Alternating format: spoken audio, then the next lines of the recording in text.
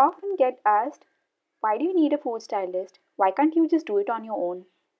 Well, my retort to this is, would you do a fashion shoot without a makeup artist? No, right?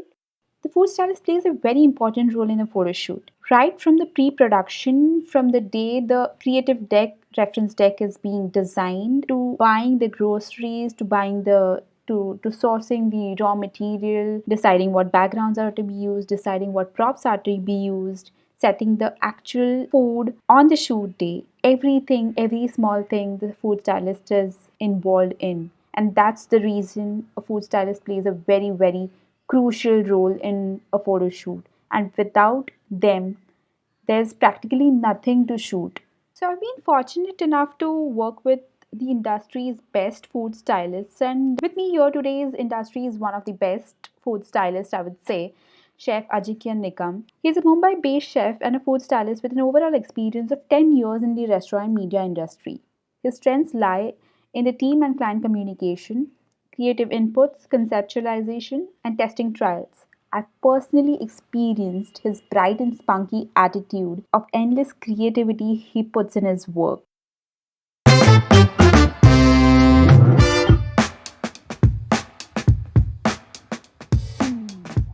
Welcome to this brand new episode of We Heard Her Say Ajinkya. First and foremost, thank you, Amrita, for calling me on this show. I am so pleasured that you're going to take my interview on food styling, and it's amazing. Yeah, I know it's such a privilege, and you're kind of a mentor also for me, and a lot of shoots we have worked together. It's a great opportunity. Thank you so much. At last, something positive after my COVID report. It's lovely having you here as a guest today. It's absolutely my pleasure. Great. So tell me, Ajinkya, how did you start your journey as a food stylist? So, Amrita, I wasn't a food stylist when I started my career. I was working with the Oberoi's Hotels and Restaurants. I was working in a Michelin star restaurant with Chef Vineet Bhatia, who is, a Michelin star chef, and he was he's supposed to be a father of Indian contemporary food in India, and he's got all this craze of this contemporary. He's the one who's got all the craze of contemporary food in India, like the fusion food nowadays what we eat. Like for example, it can be like a bao which has some different. So basically he's got all this makhani ice cream and butter chicken ice cream and all that things in India. And the time when I was working, it was I think so 2011 2014, I think so. I was working with the Oberoi's when Indian contemporary was at its peak, and people were in love with all that kind of food. And I think so it was my greatest opportunity to start my career with the Oberoi's and with Chef. And he's the one who taught me a lot of discipline. He's the one who's taught me a lot of combinations of flavors which I would have never imagined. And he's the one who made me fall in love with the European food with a marriage of Indian food. And this is how I started my career, and that is where my journey with plating started. And that is where I started learning about how a plate can be also decorated as beautifully as possible. Like Indian food, I never saw plated beautifully.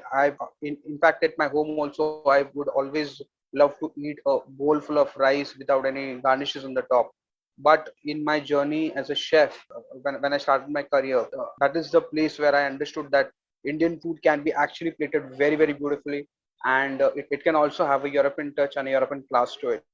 And from there is where my journey started as a food plater. Like I was standing at the pass. I started my career as a pass counter guy who used to stand on the pass counter plating the dishes, whatever all the chefs threw at me, and I was the one who was dispatching all the dishes out in the restaurant. So that is where my love towards food plating got into the most peak, I can say. And that is where I decided to be a food stylist. But I never knew being a food stylist would actually be very, very different than what I was doing in my past years.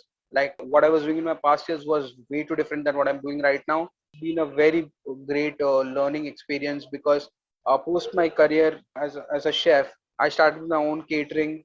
I was also being a mentor for DY Patil College of Hospitality and Tourism, and I was learning quite a well there. I was teaching all all the students how I used to play it back then in my restaurant, and people were very excited about it.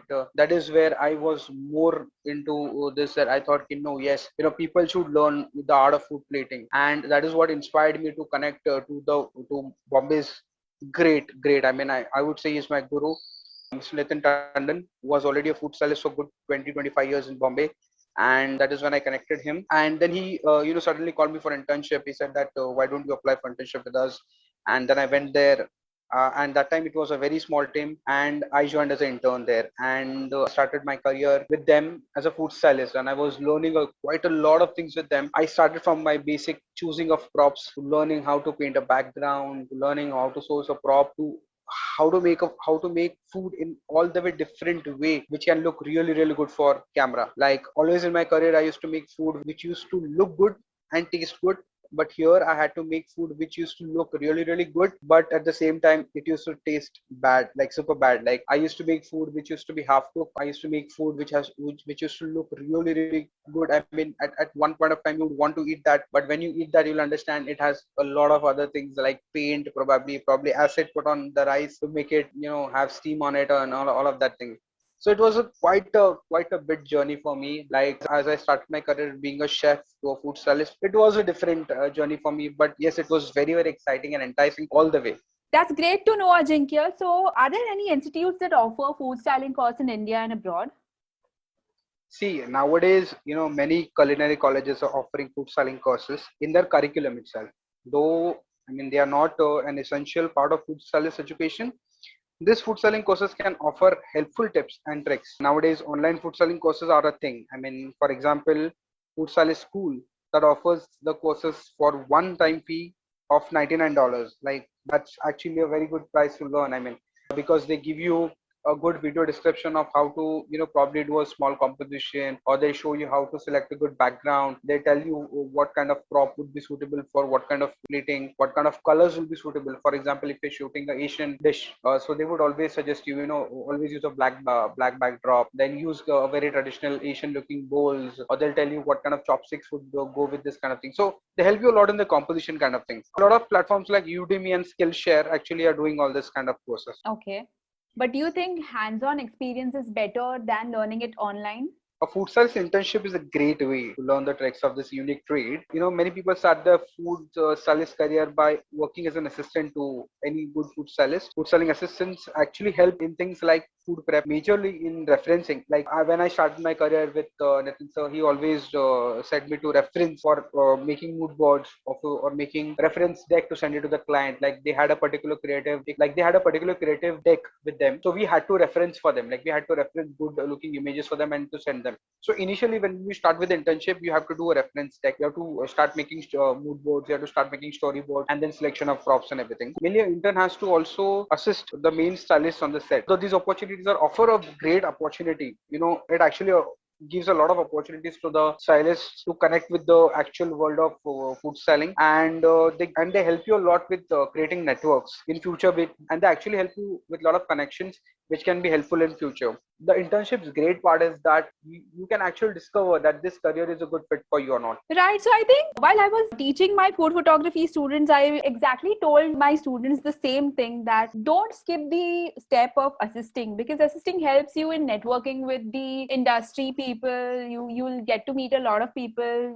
When you start on your own, you using these kind of these contacts exactly to build your career. Yeah, exactly. And also, food sales internships are, posted on traditional job search boards like Indeed, LinkedIn, and Glassdoor. However, some prospective food stylists also had luck finding internships by cold contacting professional food stylists. The way I did, did a cold call to Nitin Tandon and he called me as an intern. Okay, so is there a need to be from the culinary background itself, or you can just be a home chef, and if you know your job in the kitchen, can someone be a food stylist like that?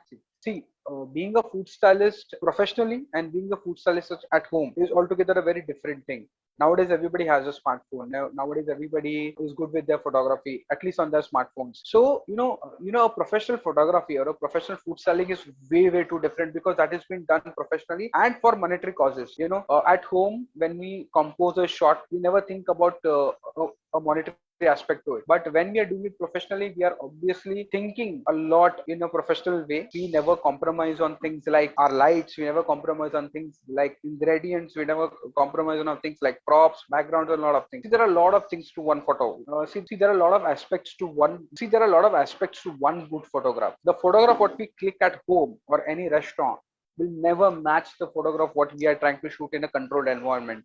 And I think so the controlled environment is the key to get the best photograph out. So professional photographer will always differ than the photograph we click at home. And being a food stylist is not a thing which is impossible. Like everybody can do it. It can be a housewife doing food styling at home. It can be a college going girl or guy doing food styling at home, or probably a professional from a culinary school can be doing it at his or home, or probably in some studio. But understanding the key elements of it and having an eye for design is must for doing food styling, and which can only happen through formal training, or which can only happen if you have a good sense of design and the background of culinary. Definitely. So I think there's a lot of study that goes into a shoot, because doing brand shoots is not easy without doing the back end study, right? We need to understand the brand. We need to understand what the brand values are, what the color palettes are, what the cuisine is. There's a lot more to a picture which goes just beyond the shooting day. I think pre-production is a lot which needs to be taken care of during food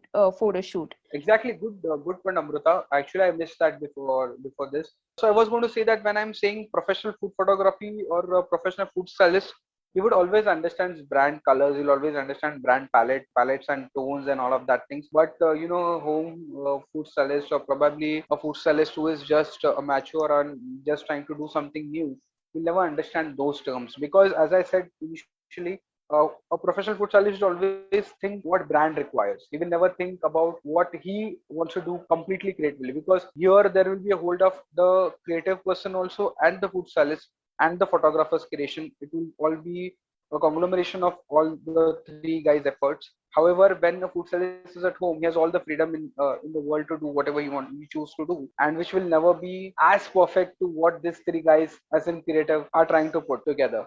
That's right. That's right. So I think a food stylist is very, very essential to be there on the photo shoot. So whenever I get a call from a new client or a new brand, I often get asked, why do you need a food stylist? Why don't you just do it yourself?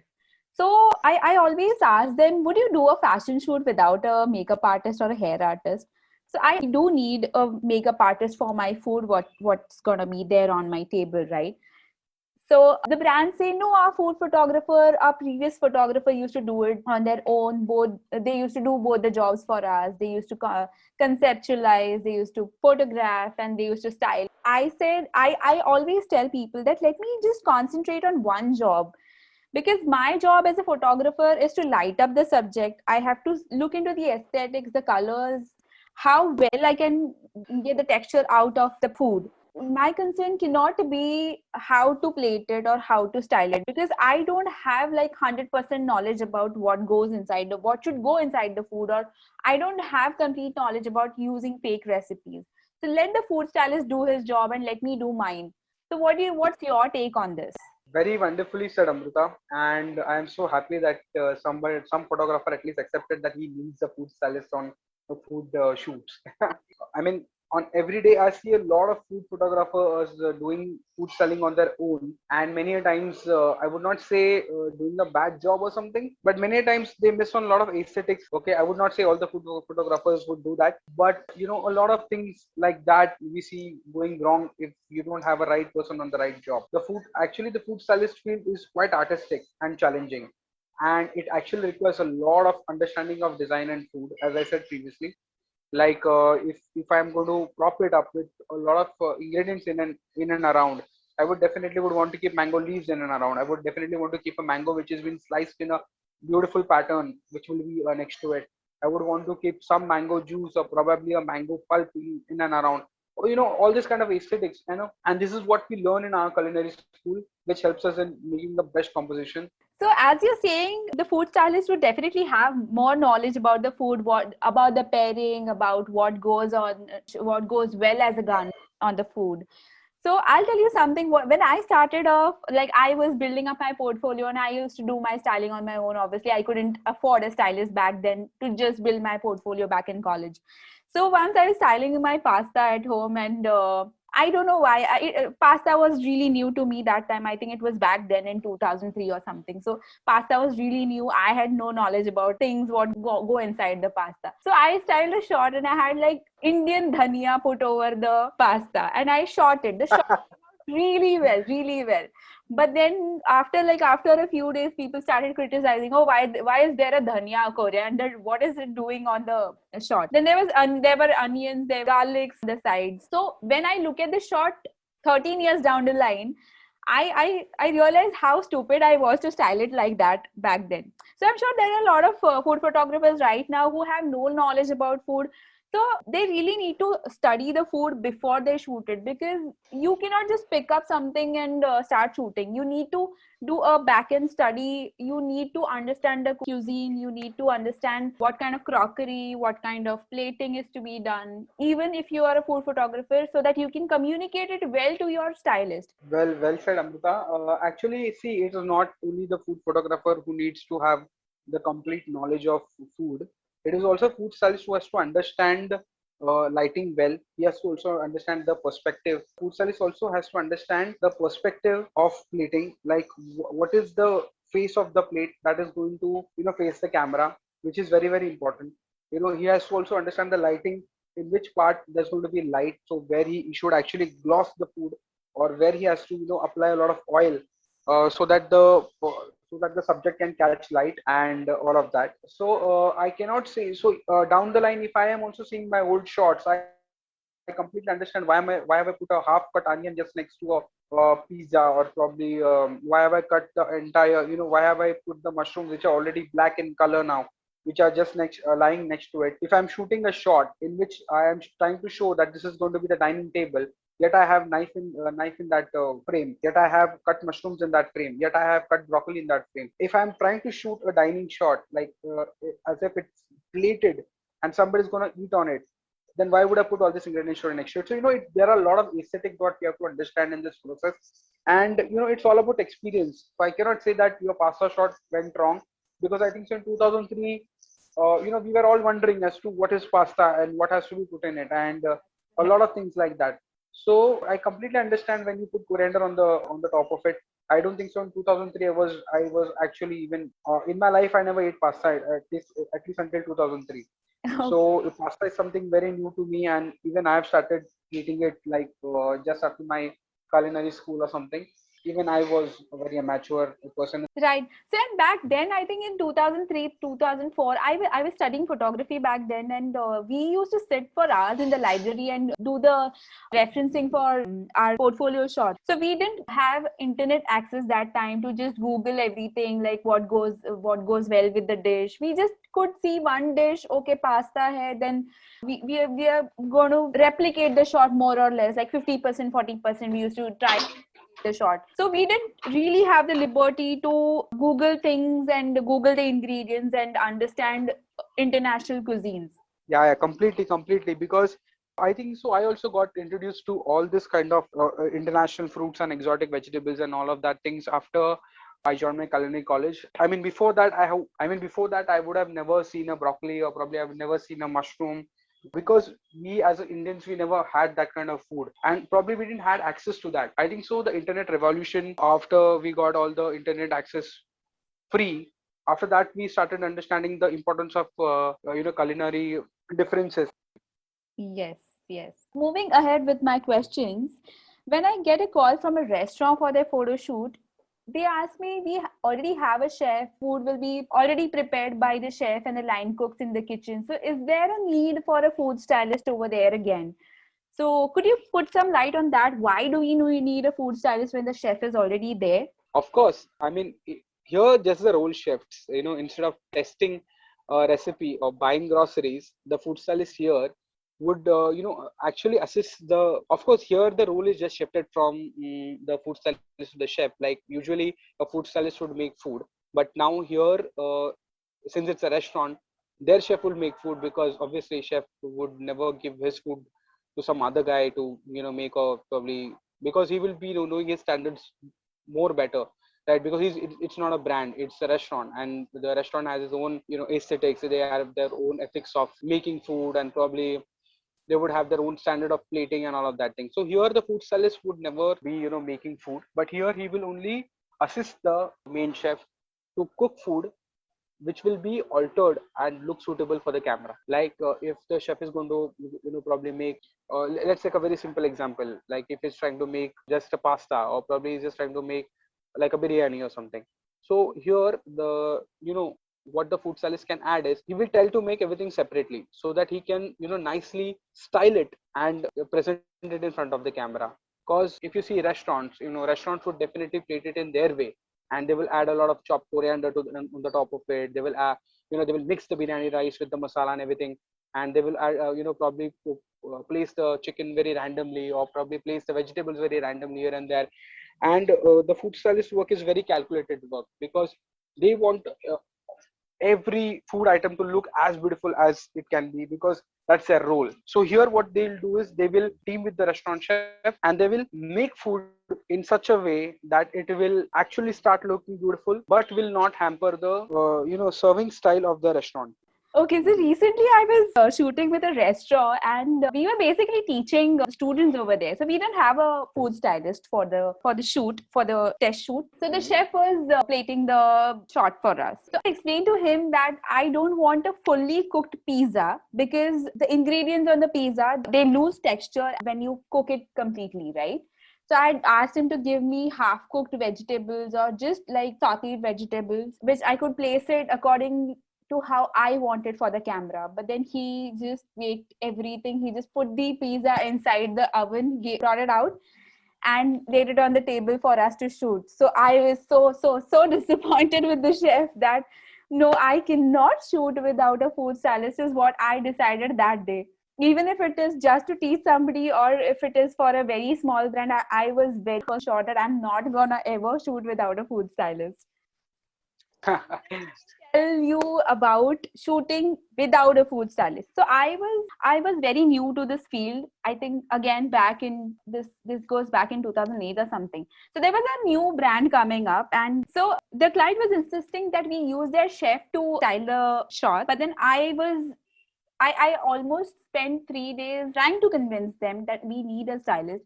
But eventually, what happened was the client said, we don't have a budget for a food stylist, and we need to go with the chef itself.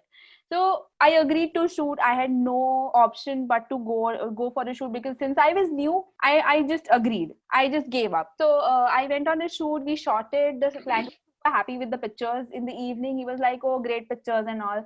I touched up the images.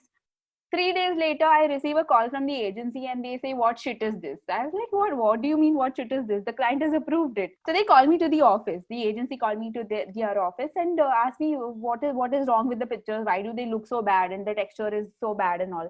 So then I told them the entire thing, that I was trying to convince the client about having a food stylist on board, but they insisted that no, the chef will only do it.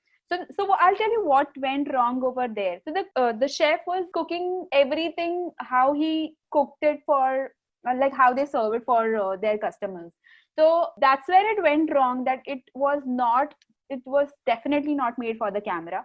It was only tasting good that time. I had tasted it, but it was so bad for the camera. So I had to tell the agency that we'll have to reshoot it with the food stylist. And so what happened was, my name was a little spoiled because I agreed to what the client said. So there are times when we have to put our foot down and tell them that no, we cannot shoot without the stylist. I think that's where you guys are our saviors. What a story, Amrita. I mean, I was awestruck listening to this. Actually, we cannot be called as your saviors here, because I think so. When there's food photography, I mean, a food photographer and a food stylist both are demanded. That as the hero here is the food, and we have to glorify that product there and there. And I think so. A lot of times what happens that we get into the zone of listening to the clients, and we don't listen to the agency. See, it's always going to be a creative conflict everywhere, because a photographer would have a different creative conflict, or food stylist would have the same, or the client would have the same, and the agency would have the same, because everybody is trying to cut costs here. But ultimately what hampers here is the product.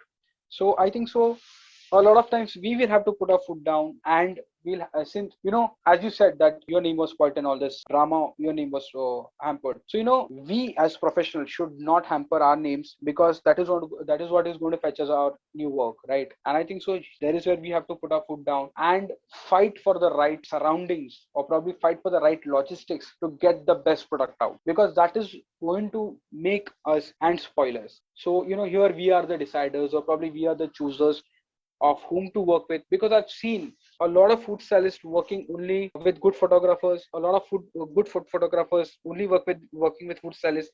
And if you look at their work and compare it with any other food photographers, you will definitely find a reason to go back to them. I'm sure the agencies or the clients who first deny to work with the food stylists would want to go to them, because then they start finding value in them. I think so the entire thing goes back to one thing, that is value.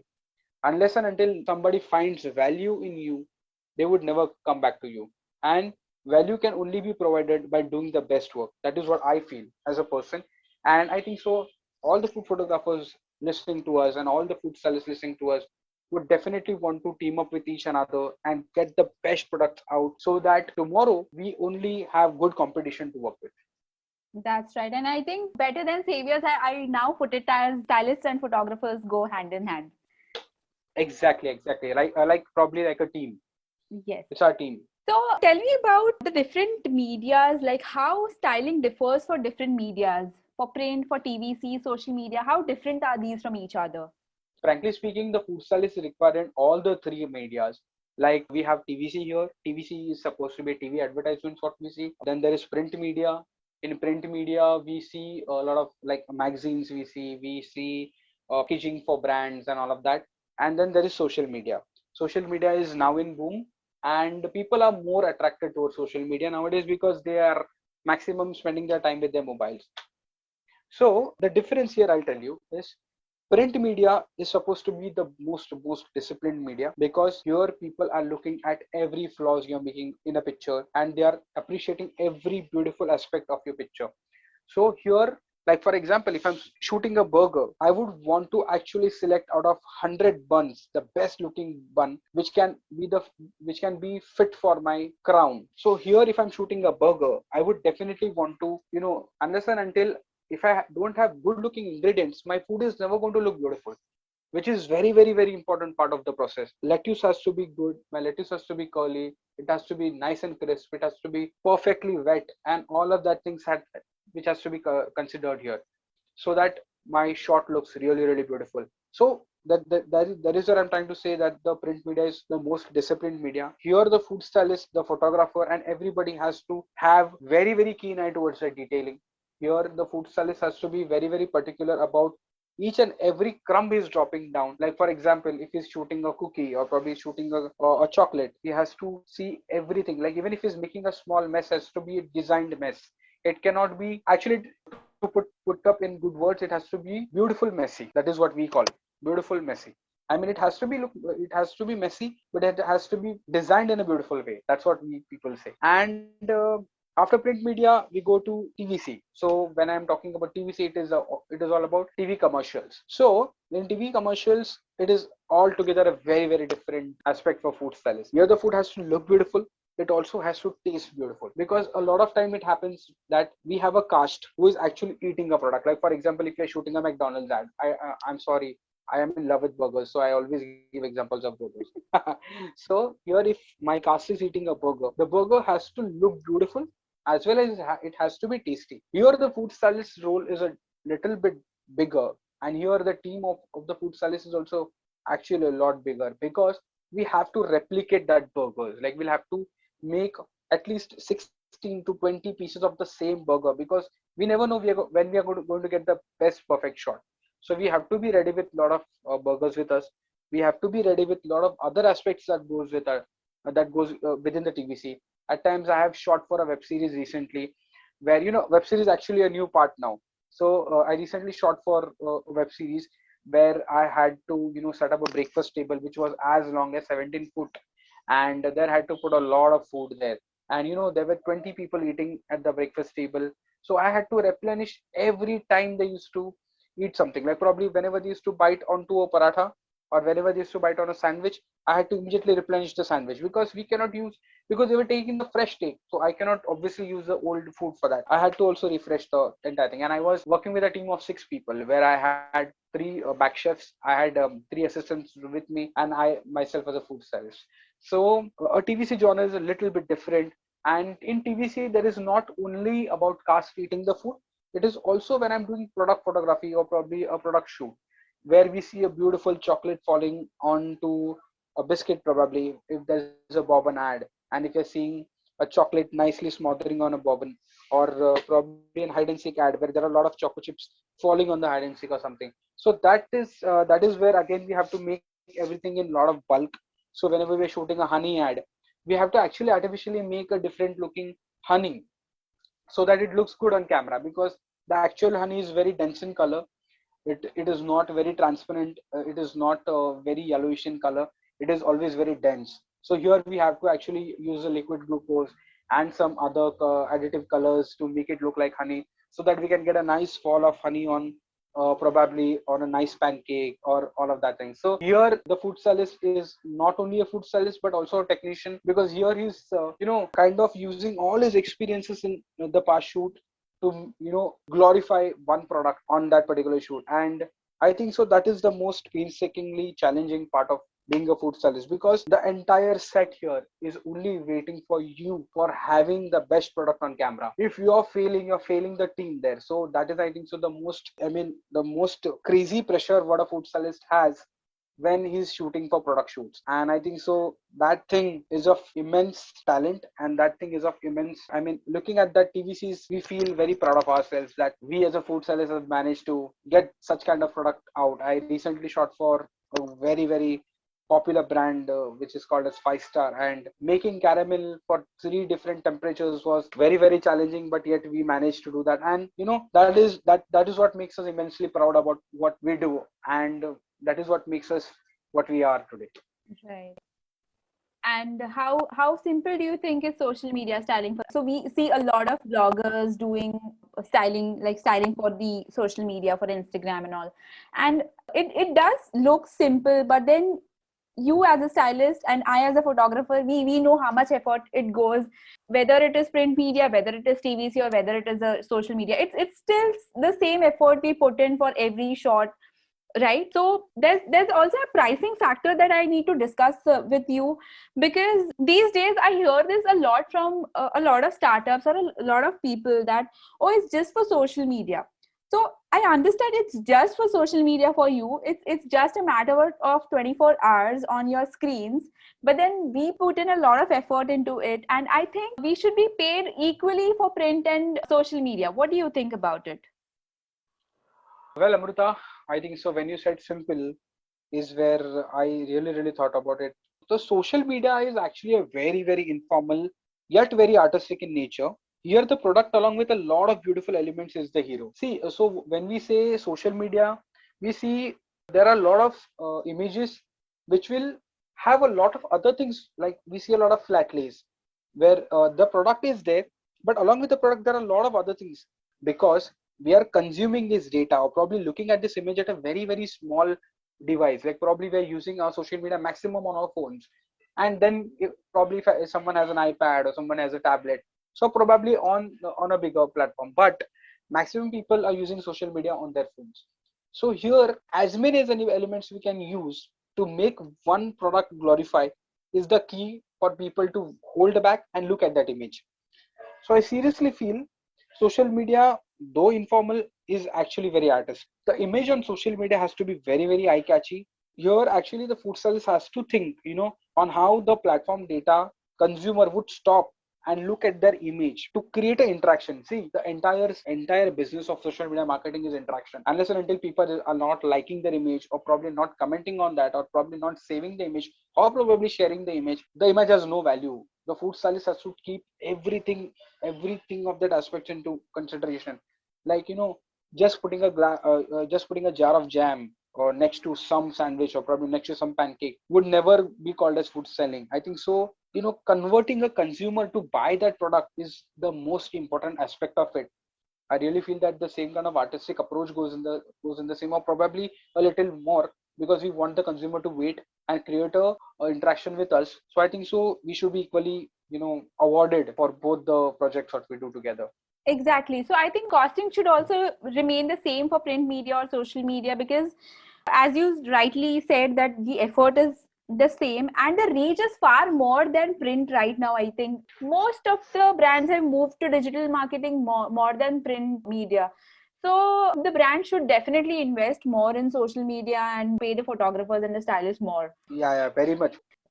So, once approached by a brand or an agency to work on their photo shoot or a TVC, what is the process that a stylist goes through? So, could you run us through the whole process from pre production to the actual shoot day as a stylist? Definitely. Actually, a food stylist is always selected for his or her past work, like whatever works or probably whatever brands they have worked with, or probably what is the kind of genre they have shot. And if I'm trying to shoot once again for a Cadbury product, they would always want to see my chocolate reel. Or probably if I'm shooting for a milk product, they would always want to see whatever I've worked with milk.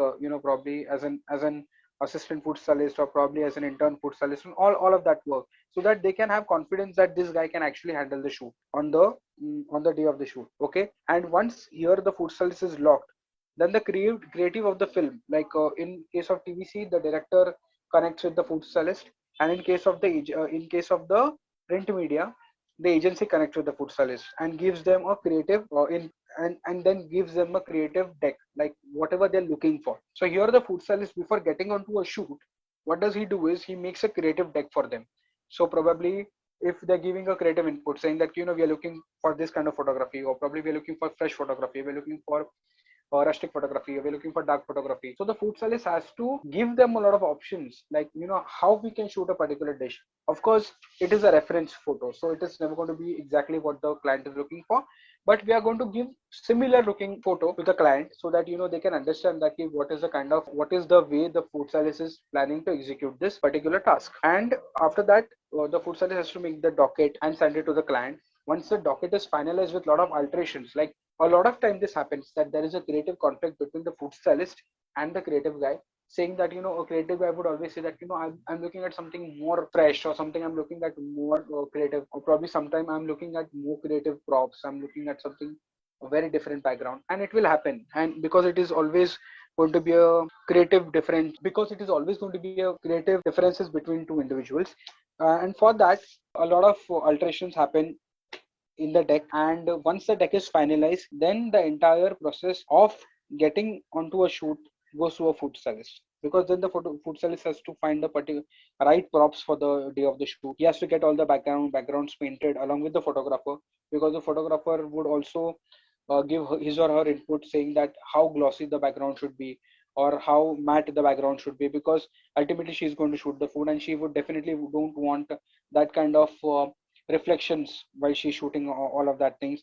Then the food stylist has to go for buying the groceries, the dry stuff, the vegetable stuff, the meat stuff, if at all the meat stuff, if they're going to shoot any non-veg dishes or something. And once everything is procured and finalized, then on the day of the shoot, the food stylist has to make sure that the right props are placed along with the right background, the right kind of food is been plated, and all of that thing. And then we come to the day of the shoot, where we are actually executing what was given to us as per our creative deck, which was finalized by the creative guy. It is not a very easy job, I would say, and it requires a lot of passion for being a food stylist. It is a long process. It is a creative process.